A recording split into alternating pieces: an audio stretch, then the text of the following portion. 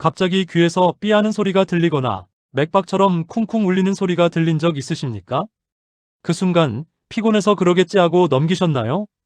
오늘 이 영상을 끝까지 보신다면 그 판단이 얼마나 위험할 수 있는지 알게 되실 겁니다. 많은 분이 이명을 단순히 귀의 문제라고만 생각합니다.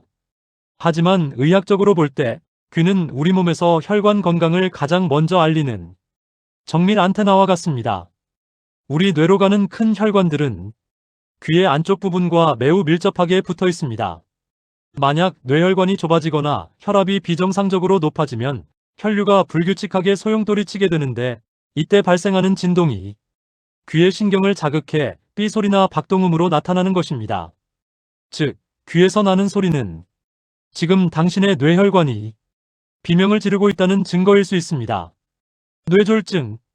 많은 분들이 노인에게만 생기는 병이라고 생각하십니다. 하지만 최근 국내 통계에 따르면 50대 이하 젊은 뇌졸중 환자 비율이 꾸준히 늘고 있습니다. 그리고 뇌졸중으로 쓰러진 분들의 상당수가 쓰러지기 전 분명한 경고 신호를 경험했습니다. 단지 그 신호를 몰랐거나 알면서도 무시했을 뿐입니다. 오늘은 3가지를 알려드리겠습니다. 첫째, 반드시 기억해야 할 뇌졸중 경고 신호. 둘째, 실제 환자 사례에서 배우는 교훈. 셋째, 지금 당장 집에서 시작할 수 있는 혈관 건강 습관. 영상 후반부에는 집에서 혈압을 올바르게 측정하는 방법과 많은 분들이 오해하고 있는 고지혈증 약에 대한 진실도 짚어드리니 끝까지 함께해 주십시오. 경고 신호, 뇌가 보내는 SOS. 먼저 가장 중요한 이야기부터 하겠습니다. 뇌졸중은 갑자기 찾아오는 것처럼 보이지만 사실 그 전에 반드시 신호를 보냅니다. 문제는 그 신호가 잠깐 나타났다가 사라지는 경우가 많다는 것입니다. 전문의들이 강조하는 뇌졸중 전조 증상 5가지를 기억해 주십시오. 첫 번째, 갑자기 말이 어눌해집니다. 평소와 달리 말이 꼬이거나 상대방의 말을 이해하기 어려워지는 증상입니다. 뇌의 언어 중추에 혈류가 줄어들 때 나타납니다. 두 번째, 한쪽 팔이나 다리에 힘이 빠집니다. 갑자기 한쪽 손에서 물건이 떨어지거나 다리에 힘이 풀려 걷기 어려워지는 증상입니다. 특히 양쪽이 아닌 한쪽만 증상이 나타난다는 점이 핵심입니다. 세 번째, 입꼬리가 한쪽으로 처집니다. 거울을 보거나 웃을 때 얼굴이 비대칭으로 보인다면 반드시 확인이 필요합니다. 네 번째, 갑자기 균형을 잡기 어렵습니다. 어지럼증과 함께 중심을 잡기 어렵거나 걸을 때 한쪽으로 쏠리는 느낌이 든다면 주의하십시오. 다섯 번째, 한쪽 시야가 갑자기 흐려집니다. 한쪽 눈이 갑자기 잘 안 보이거나 시야의 일부가 검어지거나 흐릿해지는 증상입니다. 이 5가지 증상 중 하나라도 나타났다가 사라졌다면 절대 가볍게 넘기시면 안 됩니다. 전문의들은 이를 TIA, 즉 일과성 허혈 발작이라고 부릅니다. 잠깐 나타났다 사라지는 증상이지만 이후 수시간에서 수일 안에 본격적인 뇌졸중으로 이어질 수 있는 매우 위험한 신호입니다. 뇌세포는 혈류가 막히면 단 1분에 약 190만 개가 손상됩니다. 그래서 증상이 나타나면 즉시 119에 연락하거나 가능한 한 빨리 응급실을 찾아야 합니다. 절대 잠깐 쉬면 괜찮아지겠지 하고 그냥 주무시면 안 됩니다. 그렇다면 처음에 말씀드렸던 귀에서 나는 소리, 즉 이명은 어떻게 봐야 할까요? 물론 모든 이명이 뇌혈관 문제를 의미하지는 않습니다. 피로나 스트레스, 청력 저하로도 나타날 수 있습니다. 하지만 다음 3가지 경우라면 반드시 진료를 받아보셔야 합니다. 첫째, 이명이 갑자기 심해졌을 때.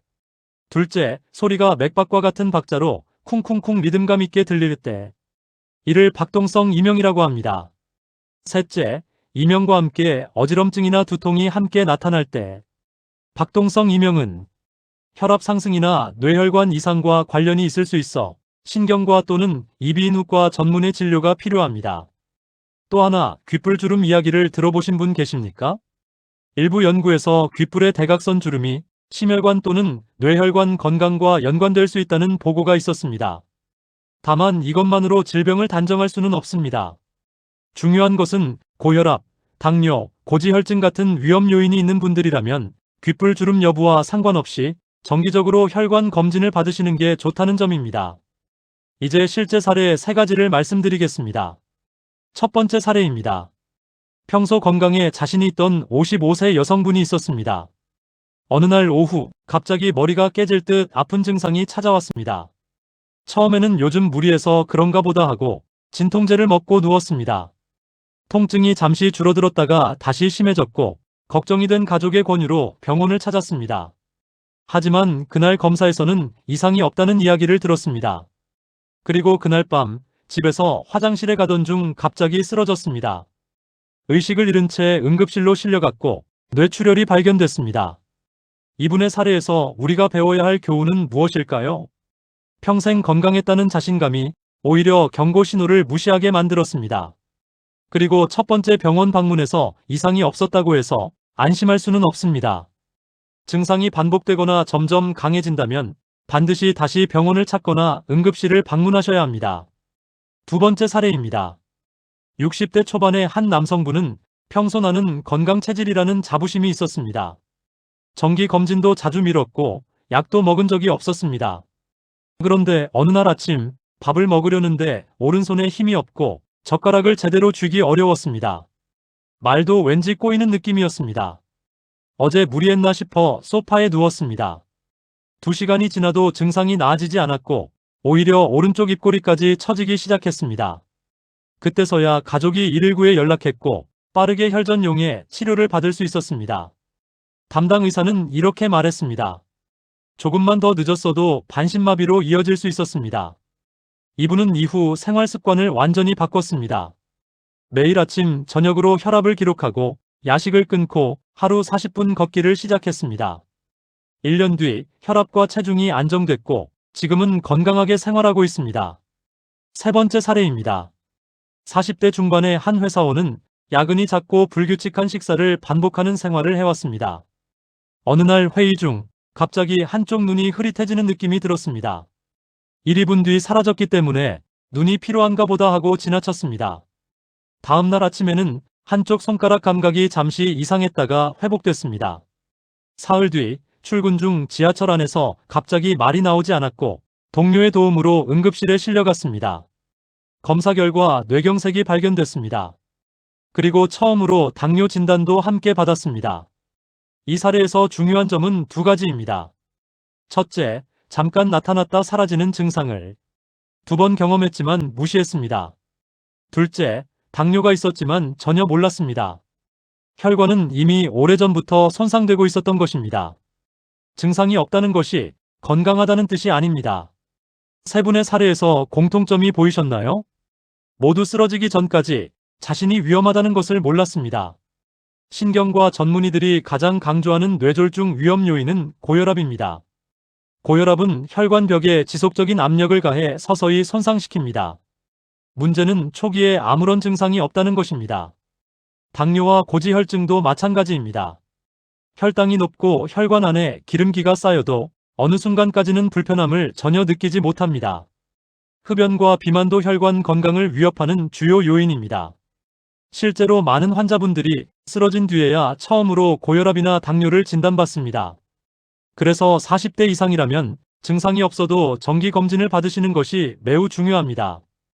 혈관을 위한 식습관. 그렇다면 지금 당장 무엇을 바꿀 수 있을까요? 먼저 줄여야 할 것부터 말씀드리겠습니다. 첫 번째는 정제 탄수화물과 당분입니다. 달콤한 빵, 과자, 설탕 음료, 그리고 늦은 밤 야식은 혈당과 중성지방을 높여 혈관에 부담을 줍니다. 흰 밀가루 음식도 많이 드시면 혈당을 빠르게 올릴 수 있습니다. 물론 무조건 끊는 것이 아닙니다. 양을 줄이고 시간을 지키는 것이 핵심입니다. 반대로 혈관 건강에 도움이 되는 식품도 알려드리겠습니다. 등 푸른 생선, 즉 고등어, 삼치, 연어의 풍부한 오메가3는 혈관 염증을 줄이는 데 도움이 됩니다.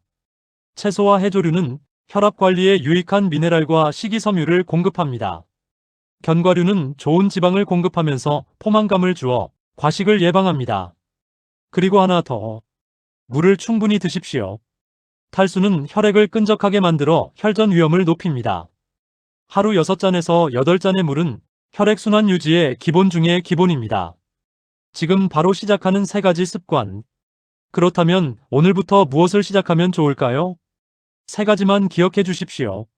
첫 번째 습관. 가정 혈압을 측정하고 기록하십시오. 병원에서 재는 혈압보다 집에서 재는 혈압이 실제 생활 혈압에 더 가깝습니다. 아침 기상 직후, 그리고 잠들기 전 하루 2번 측정해 보십시오. 같은 팔 같은 자세, 5분 안정 후 측정하는 것이 정확합니다. 수첩이나 스마트폰 메모에 날짜와 수치를 기록해두면 진료 시 매우 중요한 자료가 됩니다. 두 번째 습관, 매일 30분에서 40분 걷기입니다. 걷기는 가장 쉽고 효과가 검증된 혈관 건강 운동입니다. 혈압을 낮추고 혈당을 조절하며 체중 유지에도 도움이 됩니다. 특히 식사 후 10분 정도 가볍게 걷는 습관은 식후 혈당이 급격히 오르는 것을 완화하는 데 효과적입니다. 오래 앉아 계신 분들은 최소 1시간에 한 번 자리에서 일어나 잠깐 걷거나 스트레칭을 해주십시오. 세 번째 습관, 당분을 줄이고 균형 잡힌 식사를 하십시오. 달걀, 채소, 견과류, 단백질 식품을 골고루 드시고 늦은 밤 야식은 줄여나가십시오. 작은 변화 하나가 혈관 건강을 지키는 강력한 기반이 됩니다. 고지혈증 약에 대한 오해. 마지막으로 꼭 말씀드려야 할 내용입니다. 요즘 인터넷에 고지혈증 약에 대한 극단적인 정보들이 많습니다. 이 약이 근육을 녹인다, 간을 망가뜨린다, 이런 이야기들입니다. 전문의들은 약을 임의로 중단하는 것이 매우 위험할 수 있다고 강조합니다. 특히 이미 고혈압, 당뇨, 고지혈증 진단을 받으신 분들은 담당 의사와 상의 없이 약을 스스로 끊거나 줄이셔서는 안 됩니다. 부작용이 걱정되신다면 혼자 결정하지 마시고 반드시 주치의와 상담하십시오. 뇌졸중은 무서운 병입니다. 하지만 오늘 세 분의 사례에서 보셨듯이 경고 신호를 알고 빠르게 대응하면 충분히 큰 피해를 막을 수 있습니다. 오늘부터 딱 3가지만 기억해 주십시오. 혈압 기록하기, 당분 줄이기, 매일 걷기. 이 3가지 습관이 여러분의 혈관을 지키는 가장 강력한 방패입니다. 그리고 오늘 말씀드린 경고 신호 5가지 꼭 가족들과 공유해 주십시오. 내가 알면 내 가족도 지킬 수 있습니다. 여러분의 건강한 노후를 진심으로 응원합니다. 영상이 도움이 되셨다면 구독과 좋아요, 그리고 주변 분들께 공유 부탁드립니다. 다음 시간에도 꼭 필요한 건강 정보를 가지고 찾아뵙겠습니다. 시청해주셔서 감사합니다.